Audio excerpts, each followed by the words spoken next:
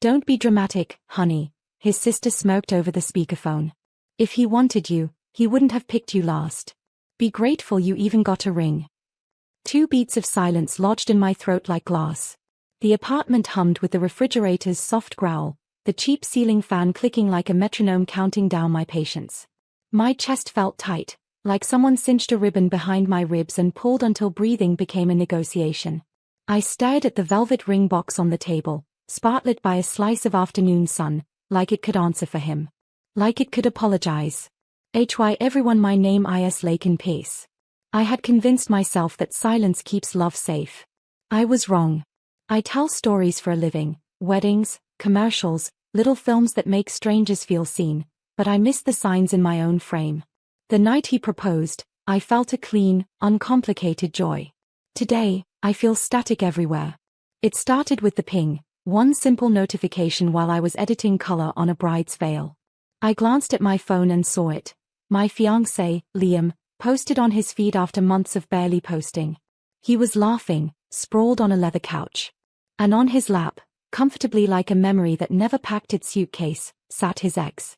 Her cheeks tilted toward him. His hand rested on her knee like it had never left. The caption, "Old memories are hard to forget." I tried to swallow, but grief has texture, gritty, chalky, mean. My thumb hovered over the screen, scratching at the corner of a non-existent smudge. The ring on my finger flashed back a thin line of light, a lighthouse from a shore that didn't exist. I turned the band, felt the notch where the prongs catch on sweaters, remembered the day we chose it together, the clerk saying, "This one is timeless." Timeless. What a cruel word when time suddenly breaks. "Lakin, you okay?" my best friend texted. "I'm fine," I lied. I opened the Marketplace app. The cursor blinked in the title bar like it was daring me to breathe.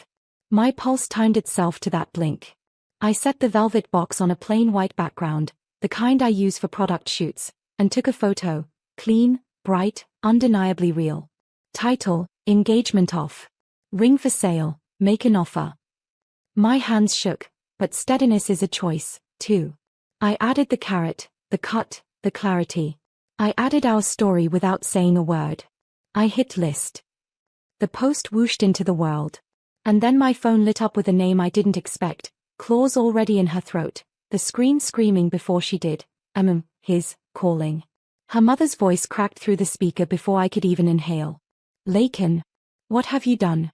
You embarrassed our entire family. Do you have any idea how this looks?" Her panic came out like static, shrill, rushed, drowning in self-preservation. I didn't answer at first. I just watched the little listing active banner glow on my phone screen, soft and golden, like justice finally had a color. "Mrs. Collins," I said calmly, "maybe you should ask your daughter what she did." Silence. A rustle. Then the sharp breath of realization. "Oh my God, she told me it was an old photo. You sold the ring." "No, I said. I listed it. Someone already made an offer though." The line went dead. I stared at the phone like it was a mirror. My reflection looked too still, too calm. That's the thing about heartbreak, it doesn't always scream. Sometimes it just hums quietly, rearranging everything you thought you were. A new message flashed on my screen. It was Liam. "Liam, you're making a fool of yourself. Take that down. Now." I didn't reply. I clicked on the photo again, the one where he was holding her like a favorite mistake, and wondered how long he'd kept it. Long enough to miss her. Long enough to post it while wearing my ring on his finger in that picture. I hadn't noticed it at first, but there it was, the same platinum curve I'd once called eternal. Another message. "Liam, this is immature. I'll come over and talk." "Emmy, don't. The ring's busy being admired by honest people." I put the phone face down. The apartment suddenly felt too full, of ghosts, of versions of me that kept waiting for him to grow up.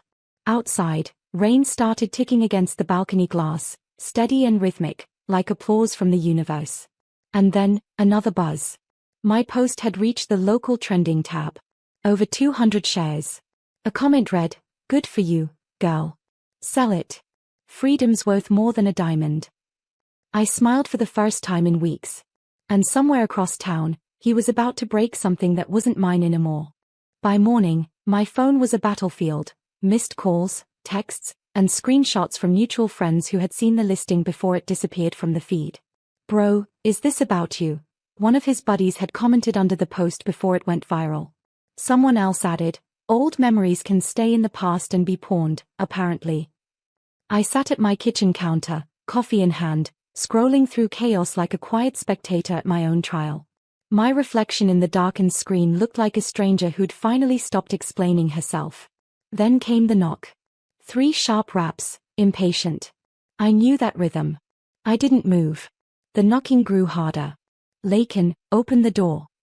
His voice, strained, defensive, slightly panicked. I took one slow breath, set down my mug, and opened the door just enough for his face to appear through the gap.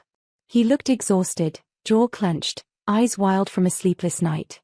The first thing he said wasn't an apology. "You humiliated me." "Did I?" I whispered. "Or did you just let people see what you really are?" He stepped closer, but I didn't back away. The smell of his cologne, the same one from our engagement night, now felt like static in my lungs. He looked at the coffee table where the ring box had been. "Empty." "Where is it?" he demanded. "Out there," I said softly, pointing toward the open window. "In the world. Like your dignity." He exhaled hard. "You know what? You're overreacting. It was an old picture, Lakin. You don't understand context." I tilted my head, studying him. "Context? Like how you liked her post at 3 a.m. Or how your caption matched hers word for word from 2 years ago." His face froze. He hadn't realized I'd noticed. For a moment, silence replaced air. Then I said what I'd rehearsed in my head all night. "You taught me something valuable, how to sell lies at market price." Before he could respond, my phone buzzed again. Notification: "Congratulations. Your item has received a full price offer." I smiled, slow and deliberate. For the first time, he looked cheap. He froze at the sound of the notification, eyes flicking toward my phone like it had just detonated. "What did you do, Lakin?" he hissed. I lifted the screen so he could see. "Sold the symbol, Liam. Turns out it was worth more in cash than in promises." He stepped inside despite me not asking him to. The air between us felt heavy, like the humidity before a thunderstorm. He ran his hands through his hair, pacing like a man searching for an exit in his own mistake. "You can't just sell something that means." "What? Commitment? Loyalty? Honesty?" I cut in, my voice calm but trembling somewhere deep inside. "You already traded those for nostalgia and an Instagram caption." He blinked, jaw tight. "You're being vindictive." "No," I said, setting my mug down gently on the counter. "I'm being equal." He scoffed. "You think this makes you look strong? Everyone's talking about it. My mom's hysterical. People are calling me accountable." I offered. His eyes darkened. "You always twist things." Maybe I did. But this time, truth didn't need twisting. It had posted itself. I walked to the window, watching raindrops bead and race down the glass. "I wanted to spend my life with you," I said quietly. "But apparently, I was just a temporary password until you remembered the old one." He stood behind me, breathing uneven. I didn't turn around. "Take the rest of your things, Liam. Today. I don't want leftovers of love lying around." He muttered something under his breath, maybe an insult, maybe a regret, and slammed the door on his way out. The echo lingered, folding into the rhythm of the rain. Minutes later, another ping. Buyer message: "Hi. I can pick up the ring today if you're available. Cash payment." I typed back, "Yes. Noon works." Then I caught my reflection in the window again, hair messy, eyes swollen, lips trembling into something between pain and power. For once, I didn't feel like a woman abandoned. I felt like a woman finally finished pretending she wasn't angry. By noon, the city had settled into a wet quiet. The kind of grey stillness where time slows and every thought echoes louder than it should. I waited near the cafe across from my building, the ring box tucked inside a small paper bag, folded twice like a secret ready to be handed away. The buyer, a middle-aged woman with kind eyes and a teenage daughter, approached me under a yellow umbrella. "You must be Lakin," she said, her voice soft. "It's beautiful, may I?" I opened the box. The diamond caught the muted daylight and threw it back at us, bright and unapologetic. The girl whispered, "Wow," like she was seeing her first comet. "Is it for you?" I asked gently. She blushed, shook her head. "For my mom. My dad's buying it for her birthday. They lost her ring years ago." Something in my chest shifted. Pain recognized purpose, just for a second. "Then it's going exactly where it belongs," I said. The woman counted the bills with care, slid them toward me. "Whatever this ring carried before," she murmured, "it's leaving with peace now." Peace. The word hit differently. After they left, I stood there with the money in my hand, realizing it wasn't about revenge anymore, it was about recovery. I walked back upstairs, every step feeling lighter. But when I reached my door, a single envelope was waiting on the mat. My name written in his handwriting. Inside. "You made your point. But if you wanted to destroy me, congratulations, you did. I lost my job this morning because my boss's wife saw the post. You could have just called me. Now everyone thinks I'm trash." No apology. No ownership. Just blame wearing guilt's mask. I read it twice, then slid it into the drawer with my old receipts. A perfect place for things that once mattered. Then my phone buzzed again, this time from an unknown number. A message. Unknown, Lakin? It's her. The girl in the photo. "You deserve to know the truth. Liam lied to both of us." The world tilted. The room went silent except for my heartbeat whispering, "Open it." My fingers hovered above the screen, the way they used to hover over him before I realized touch doesn't equal truth. I opened the message. I didn't know he was engaged. "He told me you two broke up months ago." The picture? It was from last year. He sent it to me last week saying it never got posted. I thought it was harmless, until your post blew up. "I'm sorry, Lakin. You didn't deserve that." I stared at the text for a long time. The words blurred as my throat tightened. She wasn't the villain. She was another version of me, believing him, trusting the practiced sincerity in his tone. I typed back slowly. "Emmy, thank you. He always made dishonesty sound poetic." She replied almost instantly. He told me you were controlling. That you didn't let him breathe. I see now that's his pattern, make good women doubt themselves. I left him this morning." A strange calm settled over me, heavy and warm. Betrayal often feels like drowning, but this moment, this solidarity, felt like learning to float. I sent her a final message. "Emmy, you did the right thing. Don't let him rewrite your worth." Then I put my phone down and let silence do what words never could, heal. Hours passed. Rain turned to gold outside as evening crept in. I lit the candle on the counter, the one that always burned beside the ring box. Only now, the box was gone.